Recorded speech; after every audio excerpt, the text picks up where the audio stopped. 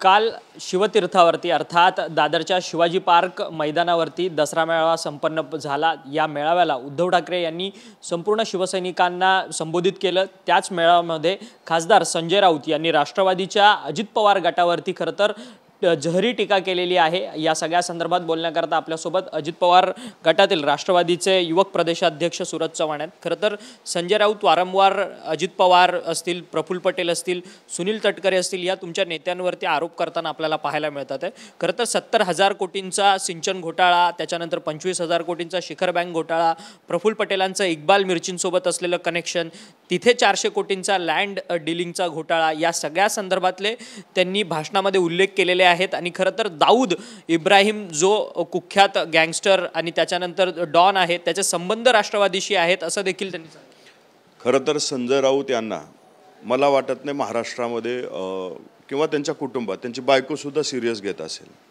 कारण संजय राऊत उठून आरोप करणं हेच संजय राऊत आहेत। हे जे आमच्यावरती आज आरोप करत आहेत ते 1 वर्षापूर्वी आमच्यासोबत होते। मग त्यावेळी संजय राऊतांना माहीत नव्हतं एवढं आमच्यावरती एवढे आरोप आहेत आणि राष्ट्रवादीसोबत कसं जायचं। संजय राऊत काळ आणि वेळ बघून आरोप करत आहेत, त्यांच्या भावना कुठंतरी दुखावल्यात म्हणून आरोप करत आहेत। परंतु मला वाटते त्या व्यक्तीला सिरियस घ्यायची गरज नाही। आमच्यावरती ज्या आरोप झाले होते, एक जरी आरोप सिद्ध झाला असला तर आमचे नेते राजकारणातून निवृत्ती घेऊ अशा पद्धतीचं केलं होतं। भारतीय जनता पार्टीने आमच्यासोबत आमच्यावरती आरोप केले, शिवसेनेनं आरोप केले। भारतीय जनता पार्टी सोबत आज आम्ही आहोत घटक पक्ष म्हणून, शिवसेनेसोबत सुद्धा आम्ही सत्तेत होतो घटक पक्ष म्हणून। हे लोक फक्त आपल्या स्वार्थासाठी अशा पद्धतीचे आरोप करतात, प्रसिद्धीसाठी अशा पद्धतीचे आरोप करतात आणि अशा आरोपाला महाराष्ट्र सोडा त्यांच्या घरातले पण सिरियस घेत नाहीत असं आमचं मत आहे। खरं तर कुठेतरी सातत्याने शिवसेनेचं अर्थात शिंदे गटाचे जे नेते आहेत ते म्हणतात की शरद पवार जे बोलू शकत नाहीत ते कुठेतरी संजय राऊत यांच्याकडनं वदवून घेतात आहेत। त्याच पद्धतीने तुमच्यावरती टीका होते। तशा पद्धतीचं काहीच नाही। आमच्यावरती बोलण्यासारखे आम्ही काम करणारी लोक आहोत। आमच्या नेतृत्वाची ओळख या महाराष्ट्रातल्या तमाम लोकांची प्रश्न सोडवणारे नेते म्हणून आहेत। 12-14 तास काम करणारी लोक म्हणून आहेत। सकाळी 6 वाजल्यापासून दादा कामाला लागतात। असं कोणीतरी आरोप करतं त्याला उत्तर द्यावं असं नाही आहे। पवार साहेबालाही माहीत आहे आमची क्षमता कामाची आहे। कोणी जरी आरोप केले, संजय राऊतांना सवय लागलेली आहे रोज सकाळी उठायचं, आरोप करायचं आणि प्रसिद्धीच्या झोतात राहायचं। त्याच्या पलीकडे त्यांचं कसलंही कर्तृत्व या महाराष्ट्राच्या जडणघडणीसाठी नाही आहे, हे महाराष्ट्रालाही माहिती आहे। परंतु याच संजय राऊतांना राष्ट्रवादी काँग्रेस पक्ष प्रत्युत्तर देणार की नाही? काही 100% प्रत्युत्तर देणार। आम्ही प्रत्युत्तर त्याला त्याच भाषेत समजेल अशा शब्दात नक्कीच देऊ। कारण संजय राऊताला प्रत्युत्तर देण्यासाठी मला नाही वाटत आमच्या ज्येष्ठ नेत्याची गरज आहे। आमच्यासारखी युवक संघटना पूर्णपणे संजय राऊताला त्याच भाषेत समजेल अशा भाषेत उत्तर नक्की देईल।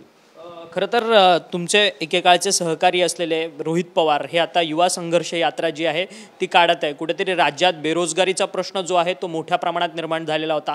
कंत्राटी भरतीवरतून रोहित पवारांनी आवाज उठवलेला होता आणि कंत्राटी भरती प्रक्रिया जी आहे ती रद्द करण्यात आली उपमुख्यमंत्री देवेंद्र फडणवीस यांच्याकडनं। आजचा त्यांचा संपूर्ण युवा संघर्ष यात्रेचा दुसरा दिवस आहे। संपूर्ण 45 दिवस ही यात्रा चालणार आहे। 800 किलोमीटर या संपूर्ण पदयात्रेत ते चालणार आहेत।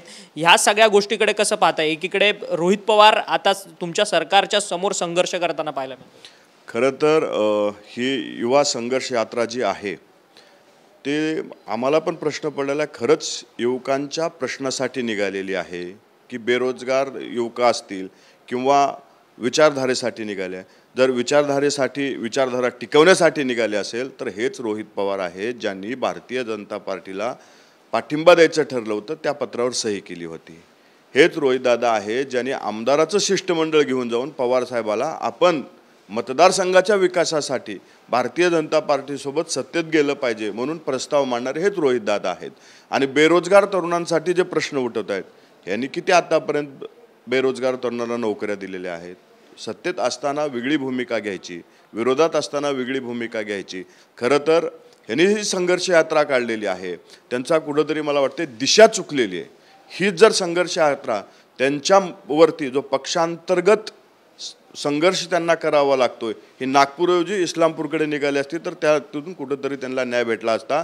कारण त्यांना आज राष्ट्रवादी काँग्रेस पक्षामध्ये कसा संघर्ष करावा लागतोय हे महाराष्ट्र बघतोय. म्हणजे तुमचं असं म्हणणं आहे की त्यांना पक्षातल्या ज्येष्ठ नेत्यांचा सपोर्ट नाही आहे का? म्हणजे पक्षातले जे महत्त्वाचे नेते आहेत त्यांचे 100% दिसून येते, वारंवार दिसून येते. आम्ही ज्या ज्या ठिकाणी पाहिलेले रोहित दादाला कुठेही पक्ष संघटना साथ देत नाही.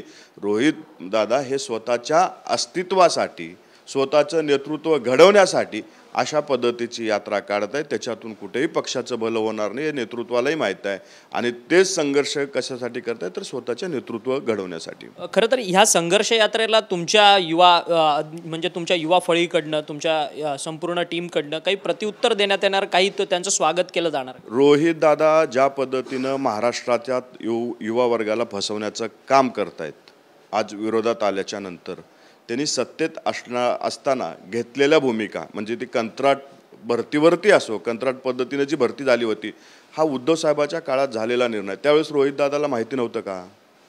आजच तुम्ही कंत्राट भरतीवरती एवढं बवाल माजवला ह्या राज्यामध्ये. तर वेळोवेळी जी भूमिका बदलली आहे त्या भूमिका फक्त त्यांच्या समोर राष्ट्रवादी युवक काँग्रेसच्या वतीनं ते ज्या मार्गावरून जाणार आहेत त्या मार्गावरून त्यांना आरसा दाखवण्याचं काम हे युवक संघटना करणार आहे. खरं तर आणखीन एक प्रश्न आहे. खरं तर या युवा संघर्ष यात्रेची सुरुवातच स्वतः शरद पवार यांनी स्वतःच्या भाषणातून केलेली आहे. त्यानंतर ही युवा संघर्ष यात्रा जी आहे ती पुढे निघालेली आहे. अर्थात पक्षातील सर्वोच्च नेत्याचा रोहित पवारांना पाठिंबा आहे आणि खालची जी फळी आहे दुसरी त्यासोबत शरद पवारांसोबत काम करणारी, त्या फळीमधल्या नेत्यांचं कुठेतरी लॅक ऑफ कन्व्हर्सेशन आहे का या सगळ्या युवा संघर्ष यात्रेत? काल आम्ही युवा संघर्ष यात्रेचं त्यांचं जी काही सुरुवात झाली होती, आशीर्वाद यात्रा म्हणून त्यांनी सुरुवात केली, त्याच्यामध्ये कुठंतरी दुसऱ्या फळीमधले नेते जे या राज्याचे प्रमुख आहेत, जे राष्ट्रीय सरचिटणीस आहेत, हे कुठेच दिसले नाहीत. याचा अर्थ स्पष्टपणे दिसतोय की या वरिष्ठ नेत्यांना हा युवा जो घडतोय ते आवडलेलं नाही किंवा ह्या युवाला त्यांची गरज वाटलेली नाही. असं कुठंतरी संघर्ष पक्षांतर्गत हा महाराष्ट्राने काल पाहिलेला आहे.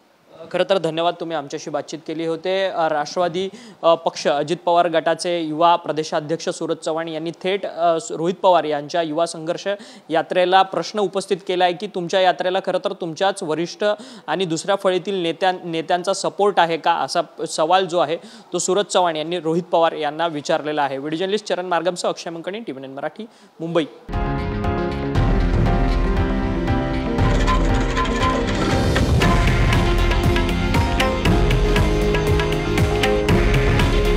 हे आहे देशातील नंबर 1 न्यूज नेटवर्क आणि आपण पाहत आहात TV9 मराठी. काळजी तुमची, हित महाराष्ट्राचं.